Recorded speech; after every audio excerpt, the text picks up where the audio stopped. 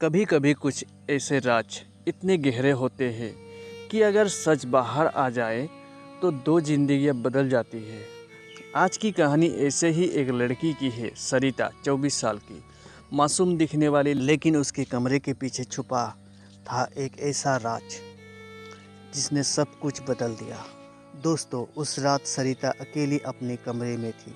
अचानक दरवाज़ा धम धम से खुलता है। अंदर आता है राजू, उसकी मौसी का बेटा। सरिता घबरा जाती है, टीवी बंद कर देती है, मुस्कुराने की कोशिश करती है। इतनी जल्दी क्यों आए? राजू कहा, बर्थडे विश करने। लेकिन उस मुस्कान के पीछे डर छुपा था। राजू की नज़रिया कमरे में कुछ ढूंढ रही थी और सरिता के चेहरे पर रंग उड़ रहा था। अगले दिन बर्थडे पार्टी में सब हंस रहे थे, पर सरिता चुप थी।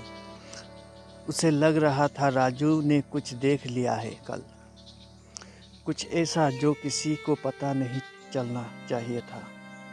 दिन बीत गए, पर राजू का बिहेवियर बदलने लगा। कॉल्स, मैसेजेस, अजीब बातें। सरिता डरने लगी थी। एक दिन वो बोली, राजू तुम मुझसे क्या चाहते हो? राजू बस मुस्कुराया, सच सामने लाना है। सरिता बोला, सच सामने लाना है। फिर हुआ कुछ ऐसा जिसे सब बदल गया। एक शाम दोनों पढ़ाई के बहाने कमरे में थे और तभी दरवाज़ा खुल गया। बाहर खड़ी थी सरिता की माँ। वो पल दोनों के लिए एक बुरे सपने जैसा था। उस पल में क्या हुआ था दोस्तों, आप लोग समझ सकते हैं, इसीलिए वो लोग घबरा गया। घर में चीखे, सवाल, इल्ज़ाम। किसी ने नहीं सोचा था कि बात इतने दूर जाएगी।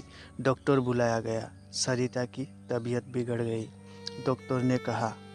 वो सुनकर दोनों परिवार शांत हो गए। अब राजू और सरिता को अलग अलग शहर भेज दिया गया। 2 महीने बाद राजू के पास एक अननोन कॉल आती है। अगर सच जानना है तो कल शाम पुराने हवेली में आ जाना। राजू पहुंचता है। अंधेरी हवेली, टूटी खिड़कियां और बीच में खड़ी सरिता।